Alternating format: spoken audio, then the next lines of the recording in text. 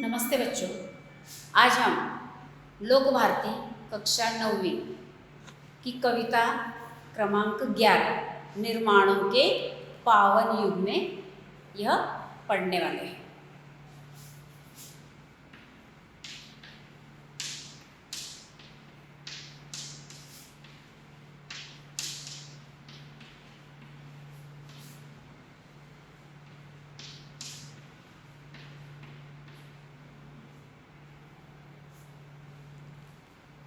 सबसे पहले हम देखेंगे कि इस कविता के कवि अटल बिहारी वाजपेयी, जो कि हमारे भूतपूर्व प्रधानमंत्री रह चुके हैं। परिचय देखिए। वाजपेयी जी का जन्म 25 दिसंबर 1924 मध्य प्रदेश में हुआ था। परिचय। अटल बिहारी वाजपेयी भारत के पूर्व प्रधानमंत्री होने के साथ कवि, पत्रकार व प्रखर वक्ता भी हैं। आपकी रचनाएं जीवन की जिजीविषा, राष्ट्र प्रेम एवं ओज से परिपूर्ण है। प्रमुख कृतियाँ: मेरी 51 कविताएं, कविता संग्रह, कुछ लेख, कुछ भाषण, बिंदु बिंदु विचार, अमर बलिदान, गद्य रचनाएं। पद्य संबंधी जानकारी देखेंगे। कविता रस की अनुभूति कराने वाले, सुंदर अर्थ प्रकट कराने वाली, लोकोत्तर आनंद देने वाली रचना कविता होती है। इसमें दृश्य की अनुभूतियों को साकार किया जाता है। इस कविता में वाजपेयी जी ने नूतन अनुसंधान, संस्कृति के सम्मान, जगत का कल्याण उत्थान करने के साथ ही साथ चरित्र निर्माण करने को विशेष महत्व दिया है। तो अब मैं पहले आपके सामने एक कविता पढ़ूंगी और उसके बाद हम पंक्तियों का भावार्थ देखेंगे। निर्माणों के पावन युग में हम चरित्र निर्माण न भूलें, स्वार्थ साधना की आंधी में वसुधा का कल्याण न भूलें। माना अगम अगाध सिंधु है, संघर्षों का पार नहीं है, किंतु डूबना मझधारों में साहस को स्वीकार नहीं है। जटिल समस्या सुलझाने को नूतन अनुसंधान न भूलें। निर्माणों के पावन युग में हम चरित्र निर्माण न भूलें, स्वार्थ साधना की आंधी में वसुधा का कल्याण न भूलें। शील विनय आदर्श श्रेष्ठता तार बिना झनकार नहीं है, शिक्षा क्या स्वर साध सकेगी यदि नैतिक आधार नहीं है। कीर्ति कौमुदी की गरिमा में संस्कृति का सम्मान न भूलें। निर्माणों के पावन युग में हम चरित्र निर्माण न भूलें, स्वार्थ साधना की आंधी में वसुधा का कल्याण न भूलें। आविष्कारों की कृतियों में यदि मानव का प्यार नहीं है, सृजनहीन विज्ञान व्यर्थ है, प्राणी का उपकार नहीं है। भौतिकता के उत्थानों में जीवन का उत्थान न भूलें। निर्माणों के पावन युग में चरित्र निर्माण न भूलें, स्वार्थ साधना की आंधी में वसुधा का कल्याण न भूलें। तो कवि ने यहाँ पर आज के युग में हमें विश्व की शांति यह क्या है, अनिवार्यता है, इसके बारे में विश्व में एकता लाने के लिए हमें क्या करना चाहिए, इस कविता के माध्यम से भारत के पूर्व प्रधानमंत्री अटल बिहारी वाजपेयी जी ने यहाँ बताया है कि भविष्य में हमें क्या और कैसे करना चाहिए। तो अब हम देखते हैं कविता का भावार्थ। निर्माणों के पावन युग में हम चरित्र निर्माण न भूलें, स्वार्थ साधना की आंधी में वसुधा का कल्याण न भूलें। निर्माणों, उसका अर्थ है यहाँ पर सृजन, निर्माणों यानी सृजन।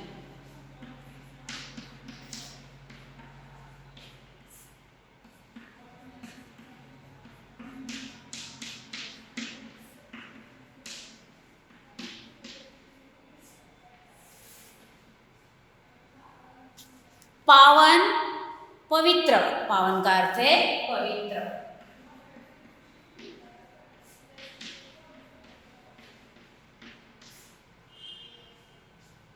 युग, युग यानी समय। चरित्र यानी हमारा आचरण।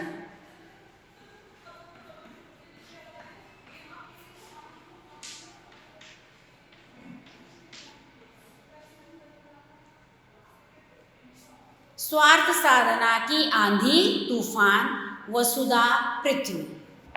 तो कवि यहाँ पर कह रहे हैं कि यह युग निर्माणों का युग है, निर्माण करने वाला यह युग है और यह एक पवित्र युग भी है।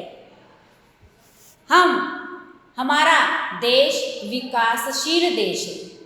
हम विकसनशील देश में क्या है रहते हैं और हमें इस युग के निर्माणों के साथ साथ चरित्र का निर्माण करना कभी भी भूलना नहीं चाहिए।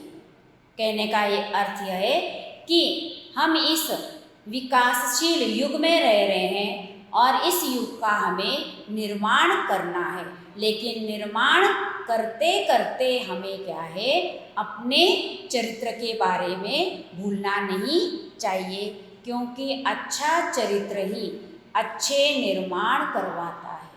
हमारा चरित्र अच्छा है तो हमारा निर्माण भी क्या है अच्छा ही होगा और हम आने वाले समय में जो यह निर्माण है उस निर्माण को भी अच्छी तरीके से कर सकते हैं। माना अगम अगाध सिंधु है, संघर्षों का पार नहीं है, किंतु डूबना मझधार में साहस को स्वीकार नहीं है। जटिल समस्या सुलझाने को नूतन अनुसंधान न भूलें। अगम यानी अपार, अगम अपार।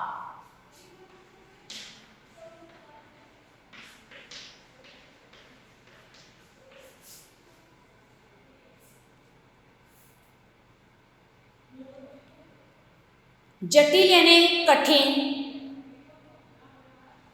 जटिल कठिन।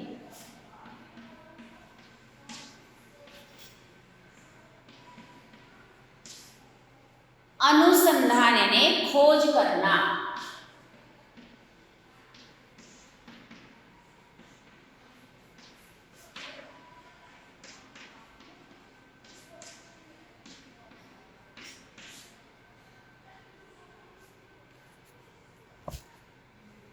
कवि कह रहे हैं कि अपने अपने स्वार्थ के लिए हमें इस धरती का कल्याण करना भूलना नहीं चाहिए। केवल हम अपने स्वार्थ के लिए ही नहीं जिएंगे, बल्कि हमें दूसरों के कल्याण के बारे में भी सोचना चाहिए। और इस कविता में चरित्र से मतलब, चरित्र का अर्थ यह है कि मनुष्य का चरित्र इस तरह का हो कि वे अपने साथ, देश के साथ देशद्रोही न बने, देश के साथ विश्वासघात न करें। यहाँ पर कवि ने चरित्र का अर्थ यह बताया है। चरित्र हम क्या कहते हैं आमतौर पर हमारा आचरण कैसा है, लेकिन इस कविता के माध्यम से कवि ने चरित्र का अर्थ यह बताया है कि उसका अर्थ यह होना चाहिए कि हमें देशद्रोही नहीं बनना चाहिए, साथ ही साथ हमें देश के साथ विश्वासघात भी नहीं करना चाहिए और हमें अपने स्वार्थ के लिए इस धरती का कल्याण करना भी नहीं भूलना चाहिए। देश के कल्याण के लिए हमें लग जाना चाहिए माना कि हमारे राह में बहुत सारी कठिनाइयाँ मुश्किलें आएगी, हमें क्या है संघर्ष करना नहीं भूलना चाहिए। हमारे रास्ते में बहुत सारे कांटे आएंगे, तकलीफ़ें आएंगी, कठिनाइयाँ आएंगी, मुश्किलें आएंगी, लेकिन हमें संघर्ष करना होगा। हमें संघर्ष करते हुए आगे जाना है और हमें साहस और हिम्मत से काम लेना होगा।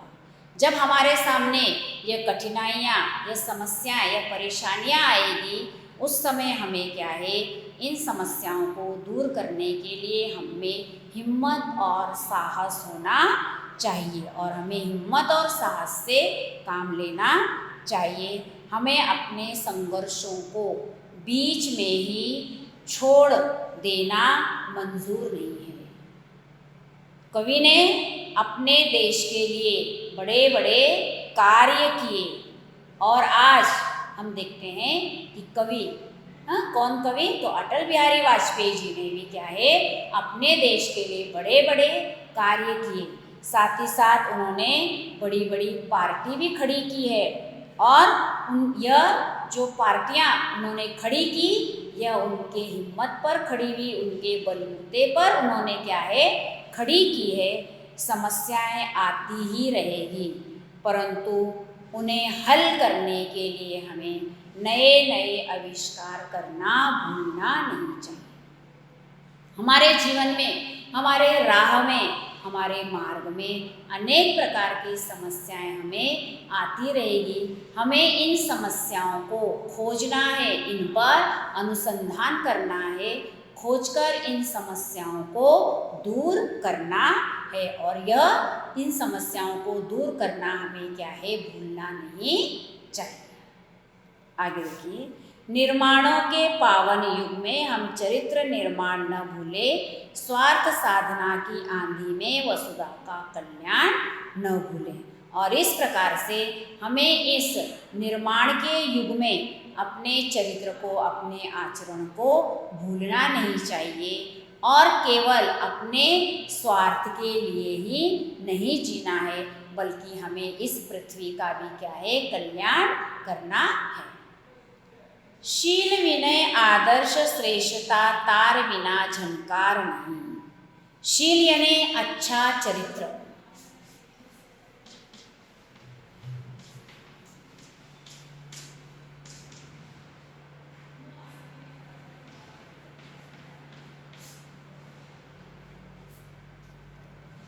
विनय यानी नम्रता, आदर्श यानी अनुकरणीय।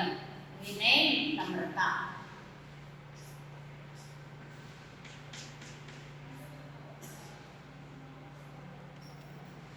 झनकार यानी झनझन करने वाला स्वर। शिक्षा क्या स्वर साध सकेगी यदि नैतिक आधार नहीं है। नैतिक यानी नीति संबंधी। कीर्ति कौमुदी की गरिमा में संस्कृति का सम्मान न भूले। कीर्ति यानी यश, ख्याति। कौमुदी यानी चांदनी, कौमुदी चांदनी।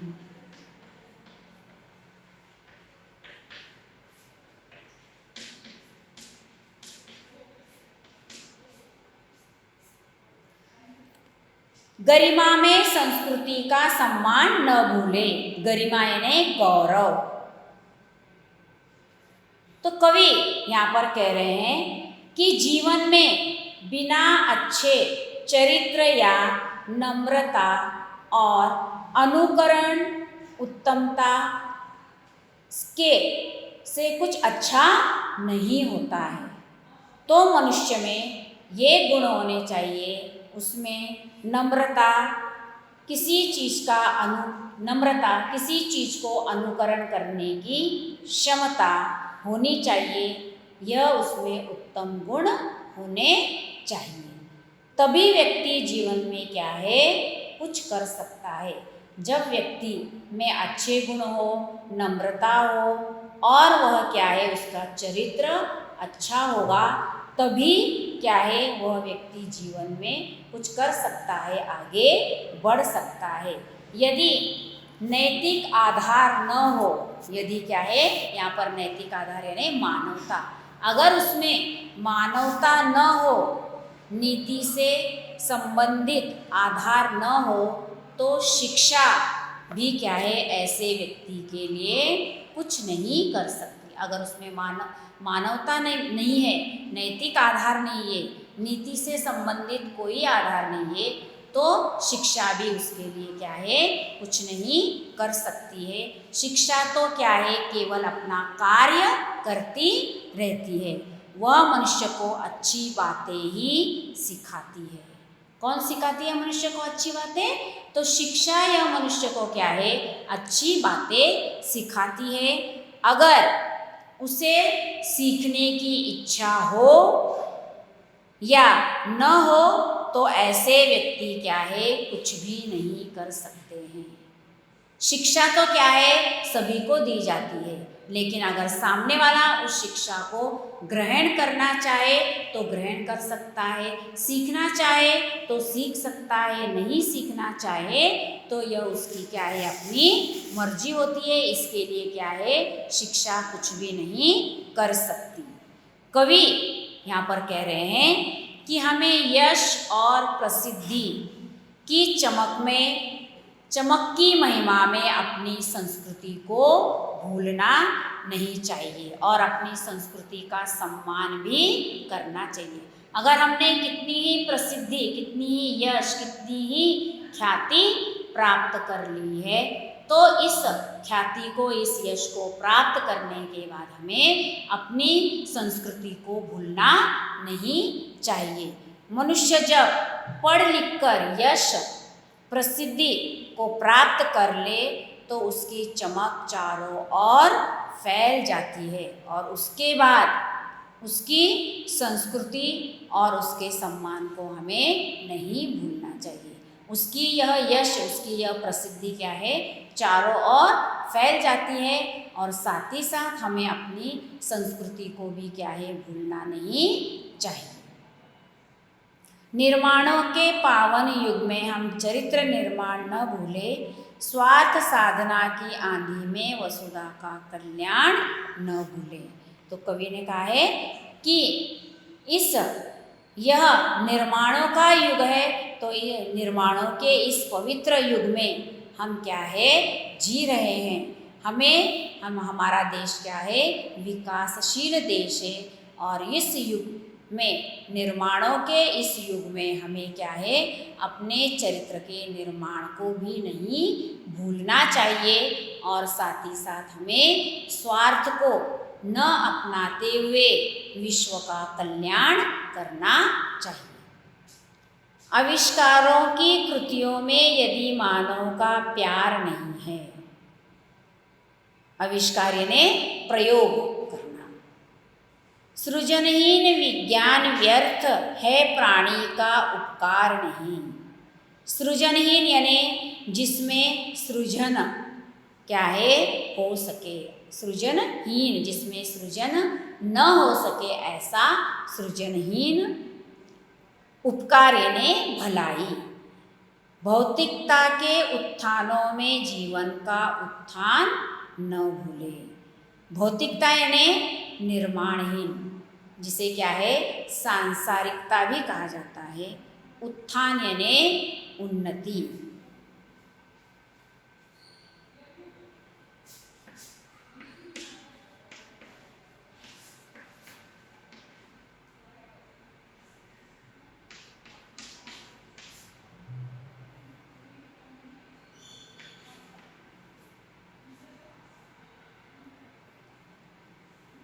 कवि कह रहे हैं कि हम जो भी आविष्कार खोज कर रहे हैं उसमें मनुष्य का हित नहीं है। हम आज क्या है जो चीज़ें क्या है, जिन चीज़ों पर अनुसंधान कर रहे हैं, खोज कर रहे हैं, तो वह क्या है मनुष्य का हित नहीं है, तो फिर किए हुए सारे कार्य हमारे क्या हैं व्यर्थ हैं। अगर जो हमने अनुसंधान किया है, जो चीज़ें हमने खोजी है, अगर उसमें हमारा हित नहीं है, हमारी भलाई नहीं है, तो क्या है ऐसे किए हुए सारे काम हमारे क्या हैं, बेकार हैं, व्यर्थ के हैं। जो हम खोज रहे हैं अगर उसमें मानवता का हित है, हित ही नहीं है, जो चीज़ें आज हम क्या है अनुसंधान के द्वारा, रिसर्च के द्वारा क्या है खोज कर रहे हैं, अगर उन चीज़ों का मानवता के लिए उसका कोई भी क्या है हित नहीं है, देश का कोई भी हित नहीं है, तो फिर ऐसा विज्ञान क्या है, व्यर्थ है। जिस विज्ञान की हम आज क्या है खोज कर रहे हैं, और खोज करने के बाद उसका अगर क्या है कुछ भी उपयोग मानवता के लिए नहीं है, तो ऐसे विज्ञान का कोई भी अर्थ नहीं है। अगर हम आज के समय में देखेंगे तो आज हम सब क्या है कोरोना से क्या है जूझ रहे हैं, और इस कोरोना की बीमारी का क्या है अब इलाज भी धीरे धीरे क्या है शुरू होने लग गया है। इसके वैक्सीन्स अब क्या है निकलने लग गए हैं। अगर इसके वैक्सीन निकलने के बाद अगर इसका फ़ायदा अगर मानव जाति में, मानव को नहीं होता है, तो फिर इस वैक्सीन का क्या है कोई अर्थ नहीं है, इसकी खोज का, इसके अनुसंधान का कोई भी अर्थ नहीं होगा।